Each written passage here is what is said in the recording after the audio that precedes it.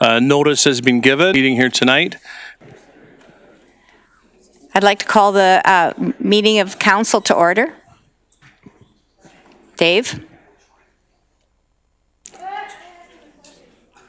We'll start with a moment of silence when you can reflect.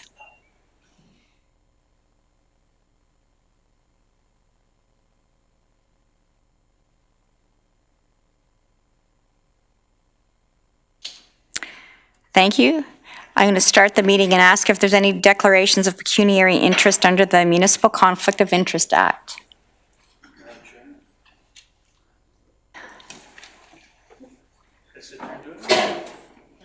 Maybe.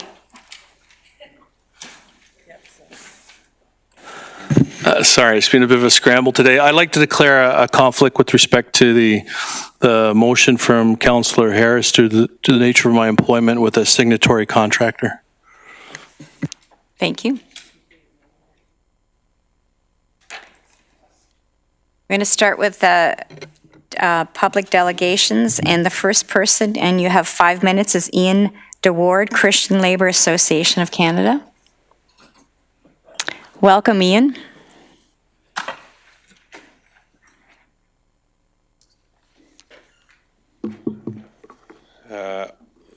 Chair Redmond and to regional councillors, thank you for allowing me to speak tonight. I'll be sharing my time with my colleague Sean Reid, who's here on behalf of an organization. He'll introduce the PCA. So again, my name is Ian DeWaard, and I represent an organization called the CLAC. We're a union that represents 60,000 workers in Canada, and more than 5,000 of those work as skilled construction workers here in Ontario. We're here today to speak in favor of the resolution that will be put before this body tonight by Councillor Harris, which proposes that this council voice its support for Bill 66. The story of two workers who unionized the region while assembling a garden shed one Saturday morning in 2012 is well known, I'm sure, to most of you here. That simple garden shed made the region subordinate to a province-wide collective agreement that this region did not negotiate. Since then, major construction work paid for by the region has been closed to all but a few select contractors who are also unionized with that same construction craft union. This very same story has played out in the city of Hamilton, which was unionized in 2007 when workers there erected a play structure at a city park. The city of Sault Ste. Marie, which recently passed its own resolution supporting Bill 66, has been bound to 2 construction union collective agreements since 1987. Likewise, the City of Toronto is treated as a construction contractor for the purposes of the Labour Relations Act. All told, nearly $2.5 billion of annual municipal construction work spent annually in Ontario is caught up in closed tendering. It's important for Council to know that CLAC, as well as AMO, the Chambers of Commerce, and various contractor associations, some of which are represented here tonight, as well as others, have been lobbying the provincial government throughout these last years to effect a change in the Ontario Labour Relations Act. It has been the contention of these many stakeholders that that act is flawed and in need of an amendment so that municipal governments are not lumped in with construction contractors. As the resolution before you makes clear, Schedule 9 of Bill 66 amends the definition of what's called a non-construction employer. Doing so will not deprive a worker of the right to unionize or impede their right to bargain collectively with the region. Bill 66 simply sets out a bright line between construction and non-construction employers. In doing so, workers will be offered a different path to unionization, those that do construction for municipal governments, thereby altering how collective bargaining is conducted. Historically, CLAC members and non-union workers and the contractors that employ them have performed a significant amount of work for this region and for other closed municipalities. In 2018, 91% of our members told us that advocating to end closed tendering needed to be our union's highest priority, as 85% of them believed that they were being directly affected by it. So on behalf of CLAC's members, and especially those that are both workers and taxpayers in this region, we urge you to support the motion and to support the labour relations reform that's contained in Bill 66. With that, I'll turn to my colleague, Sean Reid. Thanks, Ian. Good evening. My name is Sean Reid. I'm the Vice President and Regional Director for Ontario, the Progressive Contractors Association of Canada. Our members employ thousands of workers across Ontario who are affiliated with the CLAC and have built major infrastructure projects across the province, including water and wastewater facilities, schools, bridges, roads, airports, and hospitals, and many more of the key infrastructure that are so key to this region and to those across the province. For many years, our organization has promoted fair and open construction tendering for all Ontario municipalities, including the region of Waterloo. This allows all qualified workers and businesses to compete for work on public construction projects based on the quality of their work and the competitiveness of their bids, rather than the union affiliation of their workers. And on behalf of our local member companies in the region, we urge Council to make fairness and value for public taxpayer dollars a priority by supporting Councillor Michael Harris's resolution to endorse the Labour Relations Act amendment contained in Bill 66. Bill 66 would allow the region of Waterloo and all other municipalities to openly tender construction work by excluding them from the construction employer provisions of the Act. Council has an important opportunity to help right a costly wrong, and that's gone on for far too long in the region. As you know, bid lists have shrunk nearly, in some cases, up to 85% in the region since restrictive tendering has come into force. And it doesn't take a rocket scientist to know that when you shrink competition by that much, prices will go up. Value for money should be a priority for all levels of government, including the region of Waterloo. A 2017 Forum Research poll commissioned by PCA showed that 86% of the region of Waterloo residents support scrapping the provincial policy that makes public construction projects far more expensive than they should be. Councillor Harris's resolution sends a strong signal that the region of Waterloo is working to maximize its infrastructure investments and ensure local workers, local companies, and taxpayers are treated fairly. Thank you. Thank you, gentlemen. I see no questions from council. I would just like to underscore that you were both registered, so you each got your own 5-minute allocation because Mr. DeWaard actually used up all of his. Thank you very much for your intervention. I see no questions. The next delegation is Jim Kelly, Ontario Sewer and Watermain Construction Association.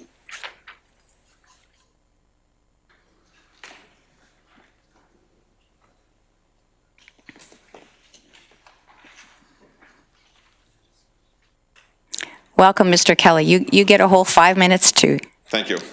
Good evening, Chairperson, Redmond, and members of Regional Council. My name is Jim Kelly, and I'm General Manager and Vice President of Capital Paving, a locally based heavy civil construction company who tenders and completes a large volume of work within the region of Waterloo. I'm also a member of the Board of Directors of the Ontario Sewer and Watermain Construction Association, but I'm here this evening to specifically represent the contractor members of the Conestoga Heavy Construction Association, of which I am a past president and a current member of the Tender Practice Committee.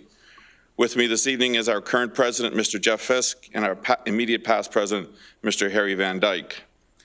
We are an association of 36 construction companies who live and headquarter our business in the region of Waterloo and surrounding areas, which means we are also taxpayers within the region as well.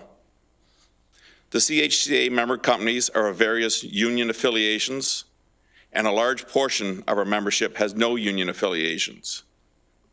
In total, our membership directly employs well over 2,000 women and men, and indirectly employs in the tens of thousands.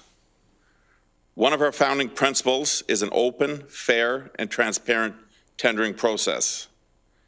This was fundamental to our association when it was founded in 1979 and remains a cornerstone some 40 years later. We are the companies who have historically built your roads, bridges, water mains, sewer lines, pumping stations, parking lots, and countless other infrastructure across this region. And we are the companies who want to continue to build this infrastructure to keep work, our employees, and business local. To do this, I'm here this evening to request your support for the resolution put forward by Councillor Michael Harris to support the changes to the Ontario Labour Relations Act and Bill 66 related to open tendering. Since 2014, the region has been required by law to only allow companies unionized by the Carpenters Union to build your taxpayer-funded ICI infrastructure. Any company not unionized by the Carpenters have been banned from bidding on these projects, even though simply affiliated with other unions. This has been artificially restricting the number of bids and bidders on your work and has resulted in increased costs to your infrastructure. This is unnecessary and unfair. Right now, a contractor in our association could build a bus shelter for the City of Kitchener, but not the region of Waterloo, simply because of their union affiliation. All we require is a fair chance to bid for your project work. We want to be able to provide the best quality work for the best price for your local taxpayers, because our members and their employees live here too. Ontario is the only province in Canada where municipalities can still be classified as construction employers. And at a time of limited government funds, all governments have a responsibility to ensure that every dollar the government spends goes as far as possible. The change proposal to the Labour Relations Act and Bill 66 will help to do just that. It will open back up the construction market to all local bidders. It will mean that companies that built your waste treatment plants, roads, and bridges 25 years ago will be able to provide you with a quote to rehabilitate this infrastructure when that time comes. We are here asking you to support a resolution that would give all of your local construction companies a fair shake, because we want to be able to continue to bid the work on projects in the region as we've been doing for decades. It will mean better prices for local taxpayers and local men and women be able to work on local projects. So please, this evening, support the resolution put forward by Councillor Harris. Thank you for your consideration. You have 48 seconds to spare. Thank you very much, Mr. Kelly. I see no questioners. Thank you for coming this evening. The next delegation is Art Sinclair, Vice President, Greater Kitchener-Waterloo Chamber of Commerce. Welcome, Art. Thank you, Chair Redmond and members of council. I appreciate the opportunity to speak tonight in support of the resolution tabled by Councillor Harris. I think as probably everyone around the table would be aware, the Chamber has been quite supportive of this particular, Mr. Harris's position on this particular issue for the past 6 years. We were just discussing, it was November of 2012 when this started with respect to the infamous shed in Baden. But, I think over the last couple of, last 2 years, one of the benefits of an issue extending itself, and of course there are very few benefits of a long-standing issue like this. You want to get it settled ASAP, but one of the benefits is we've been able, I think as a Chamber of Commerce and Cardis, the think tank down in Hamilton, has provided some excellent analysis on the cost of restricted tendering, both here in Waterloo region and Hamilton, Sault Ste. Marie, and to a limited extent the City of Toronto. And I think that work has been very invaluable to us as we've been lobbying the provincial government to enact some change, which of course is incorporated in Bill 66. But another point that I'd like to bring up, within the Canadian Chamber of Commerce and the Ontario Chamber of Commerce, every year at their annual general meetings, both organizations invite Chambers of Commerce and Boards of Trades from across Ontario for the Ontario Chamber and across Canada for the Canadian Chamber of Commerce to propose policy resolutions which go before the AGM every year, and if 2/3 of the delegates in attendance support a particular policy resolution, then that becomes Canadian Chamber policy.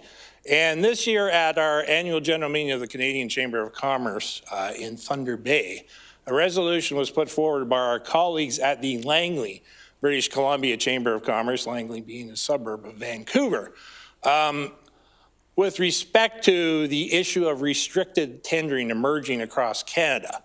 Now, there are a couple of points that were brought up.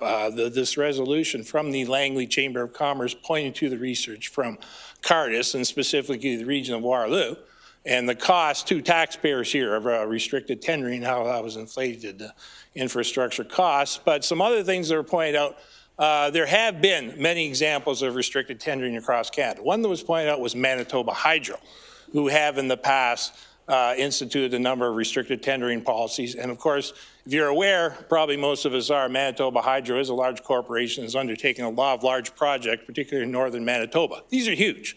And in fact, they have in the past, and this has been very been highly criticized by a lot of businesses in Manitoba. They have instituted a lot of restricted tendering policies that have shut out a lot of businesses in Manitoba and across Canada.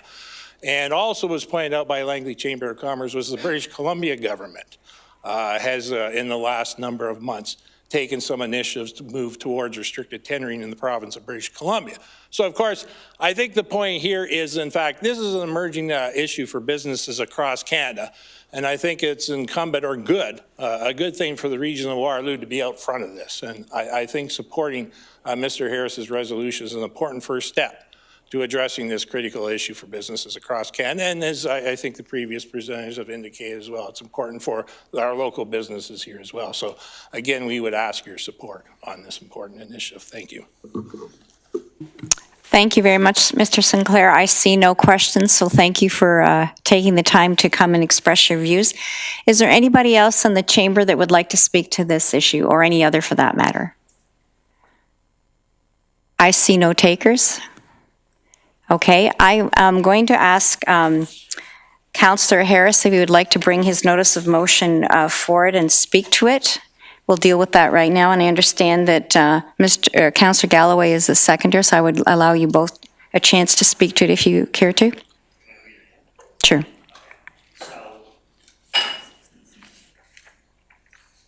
Oh, you want to be on? Less voice drain. Okay, thank you, Chair. I, Michael Harris, hereby give notice that I intend to introduce the following motion at January 16, 2019 meeting of Regional Council. Whereas municipalities are not construction employers and have a different purpose and mandate from businesses in the construction industry, and whereas the region of Waterloo is currently treated like a business for the purpose of the construction industry provision in the current Labor Relations Act, limiting access to a fair and open tendering process. And whereas prior to the 2014 union certification, the region of Waterloo received on average 8.1 bids by contractors for each tender. And whereas following union certification, the region of Waterloo received on average 3.7 bids per tender, a reduction of more than 50%. And whereas on December 6, 2018, the provincial government introduced Bill 66, Restoring Ontario's Competitiveness Act 2018, which among other things changes the Labor Relations Act to remove municipalities from the definition of construction employers. And whereas such a legislative change would ensure the region of Waterloo receives more bids on infrastructure projects, which could save anywhere between 30 and 3%, translating into significant savings for local taxpayers. And whereas an amendment to the Labor Relations Act 1995, as proposed by Bill 66, would ensure fairness for all workers, regardless of their affiliation with a particular union, by guaranteeing the right to work on publicly funded infrastructure projects. And whereas municipalities will be able to tender construction work in a free and open competitive environment to maximize potential local involvement and a greater number of potential bidders. Now, therefore, be it resolved that the region of Waterloo support the amendments to the Labor Relations Act contained within Bill 66 to ensure municipalities are not defined as construction employers, and encourage all members of the legislature to support its passage. And that a copy of this resolution be circulated to the Premier of Ontario, Doug Ford, Minister of Economic Development, Trade and Employment, Todd Smith, Minister of Labour, Laurie Scott, all local MPPs in the Association of Municipalities of Ontario, AMO. Thank you. Councillor Galloway, do you wish to speak to it as a seconder? Yeah, thank you, Madam Chair. Yes, I'm pleased to second the motion. Just very briefly, as far as I'm concerned, this is not pro or anti-union. This is pro-taxpayer. Thank you. Councillor Kiefer. Thank you, Madam Chair, and I too am pleased to support the motion. When I was listening to Mr. Sinclair from the chamber, he mentioned about nationally across the country, and I'm just wondering if we shouldn't add the FCM and possibly our local MPs as well, if that's a friendly enough suggestion. Absolutely, good idea, Carl. Okay, Councillor Galloway, do you deem that a friendly amendment as well? Okay, we'll add that to the motion. I see no other questioners or any speakers, so do you want to have another word, Michael? Just to wrap up, I mean, this has been a long-standing issue here in the region. It's an important measure contained within Bill 66. Obviously, that bill contains a variety of items, but this one in particular does hit home for sure in terms of its fairness aspect to local contractors and their employees, but more importantly, the fairness for taxpayers, knowing that with every dollar that is out there, we can stretch it as far as we can going forward once this legislative change is proclaimed. So thank you for all those support in terms of this resolution. Sorry? A recorded vote. Oh, I'm going to take chair's privilege and just make two quick comments. And one is that we are on record as a previous council lobbying for this. So this is a change we embrace. But just a word to some of the delegations. Bill 66 is an omnibus bill, and it touches something like 13 pieces of legislation. So while we really support this, we are on record as cautioning against some of the Planning Act changes and protections of groundwater that we think are problematic. So Bill 66 has many aspects. This is one that certainly this council can support. Leanne, recorded vote? Sorry? Thanks a lot. Plus is yes, minus is no. Plus is yes, minus is no. Start vote.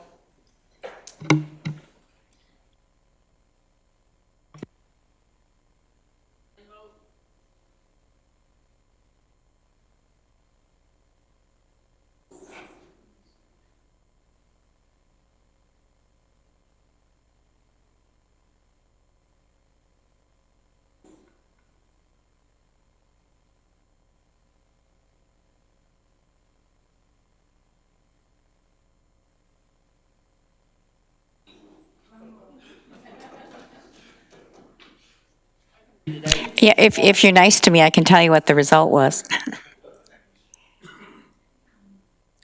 Is this election night? We'll be here till tomorrow if it's last election night. So yes, 15, conflict 1, and 0 no's. So unanimously supported with Councillor Strickland demonstrating he had a conflict. So congratulations, well done, and we will follow up and send this motion in those letters to the appropriate MPPs and MPs as we were directed. Next, we have approving the minutes of previous meetings, and there's quite a list there, starting back at December the 11th. I would ask if there's any questions pertaining to any of those. If not, I would take a motion moved by Councillor Vrbanovic, seconded by Councillor Renz. Any questions? All those in favor? Opposed, if any? That's carried. Everybody has received electronic versions of any of the information in correspondence to council. Is there any item a councillor would like to highlight or raise at this point in time? Seeing none, I would entertain a motion to go into committee of the whole to consider reports. Moved by Councillor Armstrong, seconded by Councillor Foxton. All those in favor? Opposed, if any? That's carried. So reports, we have Finance Committee report. Move the finance reports. Thank you. Moved by Councillor Strickland, seconded by Councillor Jowett. Do you want to speak to them briefly? They're all tenders, basically. Several finance reports. I don't have my screen to turn your mic on, sorry.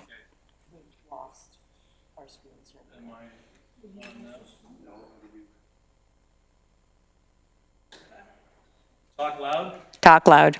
There, it's back. The first finance reports was to accept a tender for Laurel Standpipe wet interior recoating in the amount of $2.1 million. The second one was to accept a proposal of Veolia Water Technologies in the amount of $1.8 million for filters at the Galt Wastewater Treatment Plant.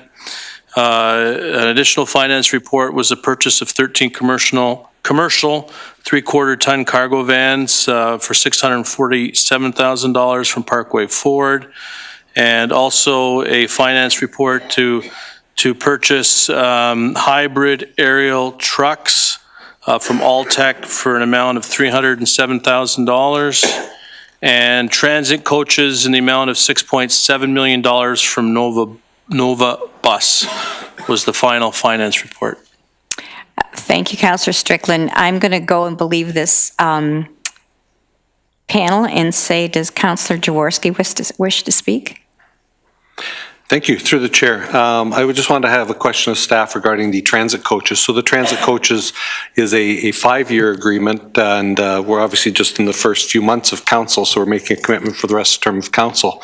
And I see, I do know from discussions last time around that we're very interested in electric buses. However, this doesn't encapsulate the electric buses, and there's a paragraph there that describes it. I'm just wondering if staff could speak to the commitment here, which will actually be about $70 million over the life of its contract, and how we can be progressive in eliminating greenhouse gases through our transit system, how this doesn't preclude that, and what it does offer us in the contract.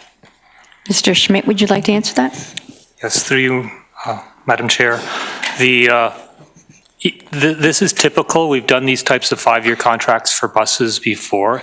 It does not absolutely commit us that we are going to be purchasing all of these buses.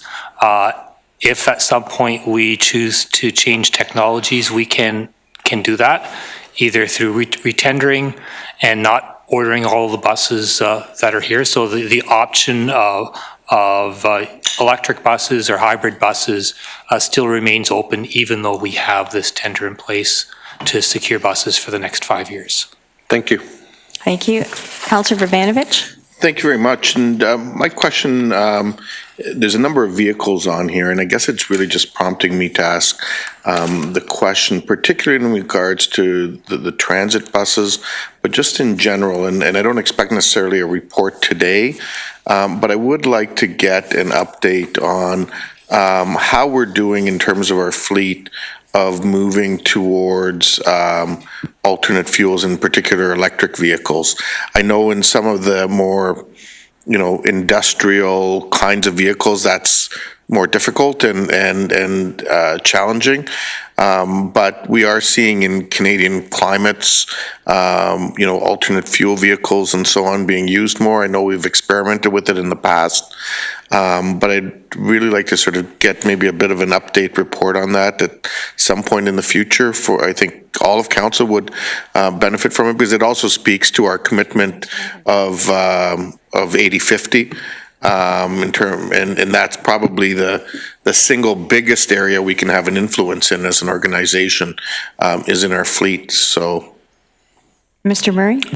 Yep, we can bring back a report providing a pretty comprehensive update. We call it greening the fleet, and we've been working on greening the fleet for years. One of the information papers in your budget package today actually provided a lot of information about a whole host of things that we've been doing to green the fleet. So we'll find an opportunity to take that, expand on a little bit and bring it back to probably committee at a subsequent meeting. Yeah, I think it'd be a good committee discussion. Yep. Okay, thank you. Seeing no other speakers, I would ask for the vote. All in favor? That's carried unanimously. Committee reports. Councillor Strickland, back to you. Yes, a couple recommendations from the Budget Committee meeting of last week. The first recommendation is to approve the 2019 budget timetable, which included our meeting today, following meeting on February 6th, and also one on February 19th, which will be a final budget day. It also outlines the public engagement process for using the web, so the public can go to the regionalwaterloo.ca website and engage in the process and provide their comments. The second part of the resolution is just simply forwarding a copy of our opening position in terms of projected expenditures and tax rate increases to the police board. So I would move those two parts of the single motion, Madam Chair. Thank you. Moved by Councillor Strickland, seconded by Councillor Lorentz. I see no speakers. All those in favor? Opposed? That's carried.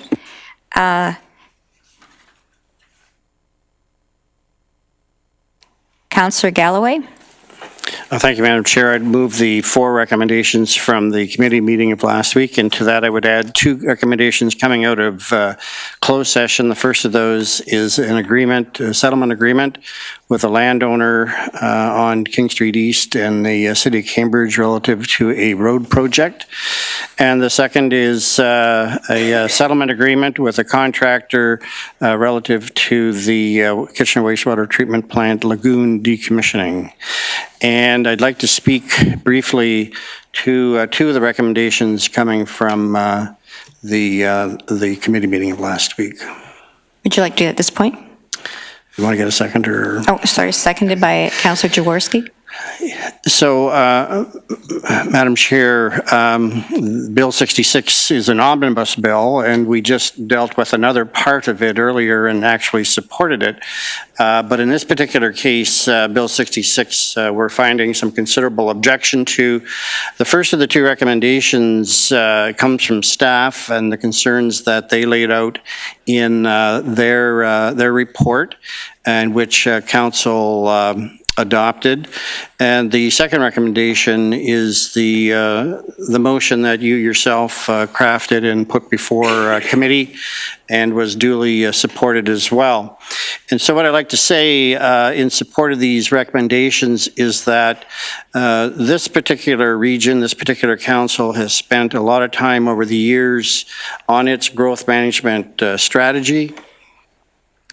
And integral to that strategy are such things as the countryside line and the protected countryside, things that we cherish a lot to delineate between urban and rural areas, and to properly manage our land resources and physical resources in our particular region.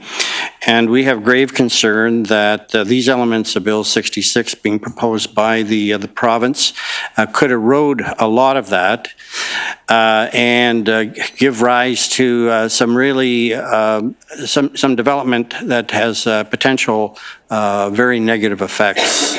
And I think additionally we're concerned about what neighboring municipalities might do that could have great impacts on us as well and would be totally out of our control.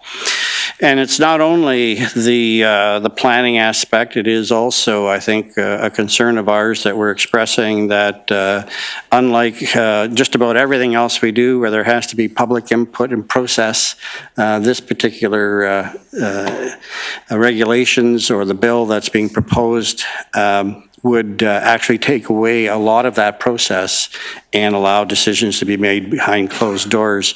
And that just seems to be counterintuitive to the way that we conduct ourselves.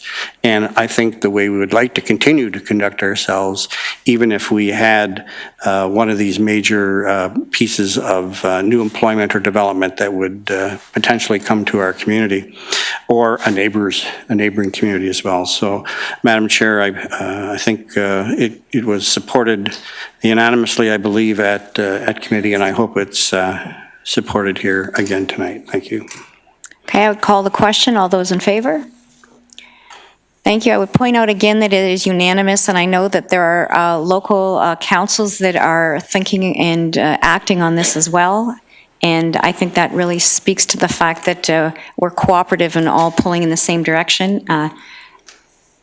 Councillor Armstrong? Yeah, I was just going to comment that I agree with everything Tom said about the problems that could arise. And unfortunately, I think it would lead to a lot more walls being built on town lines. Thank you for that. I will go back to Councillor Strickland for Finance and Admin.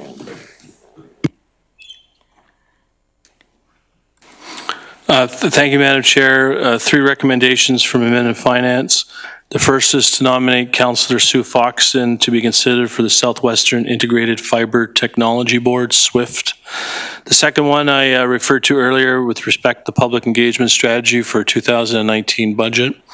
And the third one is that we approve payment of 50% of the grant payment to the museum in advance of approval of the 2019 budget. as set out in a report dated January 8th. This is something we've done in the past. I so move, Madam Chair. Thank you. Moved by Councillor Strickland, seconded by Councillor Armstrong. Any discussion? All those in favor? Opposed? That's carried. Councillor Clark. Thank you, Chair. I move the four recommendations of the Community Services Committee meeting of January 8th, being the removal of 149 Ainsley Street from the list of potential CTS sites, the initiation of the consultation process for the remaining 4 potential CTS sites and other eligible sites that may be identified in Cambridge and Kitchener, the submission of a letter of intent to apply for CTS approval and funding to the Ministry of Health and Long-Term Care, and the submission of a letter to the Ministry of Health and Long-Term Care to reiterate the region's interest in assuming direct operation of the region's ambulance dispatch system. So you're moving that. Do I have a seconder? Councillor Foxton. Any discussion? All in favor? Opposed? That is carried. Next on the agenda, we have Chief Administrative Officer. Mr. Murray, do you have anything you want to say? After that, we have Regional Chair. Yeah, really, it's written here. I just want to take one moment to commend my fellow councillors, Councillor Shantz and Kiefer. We are at the Police Board. Councillor Galloway left after 18 years of being a chair and left very big shoes to fill. But I think one of the strengths of our police services is the fact that they are so integrated into so many other services. We have just gone through looking at the budget process and how that plays into the regional budget process. And I think both the civilian and uniformed officers and their leadership especially are very cognizant of how they fit in with the rest of the things that Waterloo Region does. And we can look at their participation on community crime prevention and so many other ways where they really do look to the public to figure out how they can be of best service. So we're well served by them, and it's a great organization, and I will recognize Councillor Shantz. Thank you, and you forgot to mention one other thing that happened today, and that is that Karen was elected as chair of the board. Thank you. Thank you, Tom. Yay, Tom.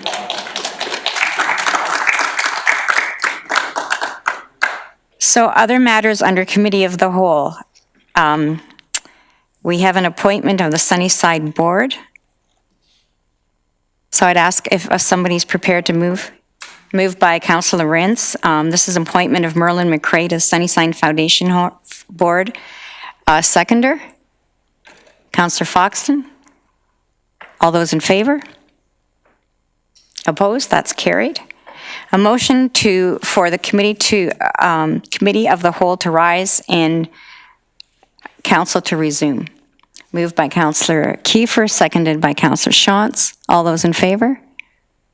That is carried. Motion to adopt the proceedings of the Committee of the Whole. Moved by Councillor Foxton, seconded by Councillor Clark. All those in favor? Carried. Are there any notice of motions or any unfinished business any councillors have? Seeing none. I need a motion to enact the bylaws first, second, and third readings. Moved by Councillor Strickland, seconded by Councillor Armstrong. All those in favor? That is carried. A motion to adjourn. Moved by Councillor Bravanovic, seconded by Councillor McGarry. All those in favor? Thank you all. It's been a long day, but a good day.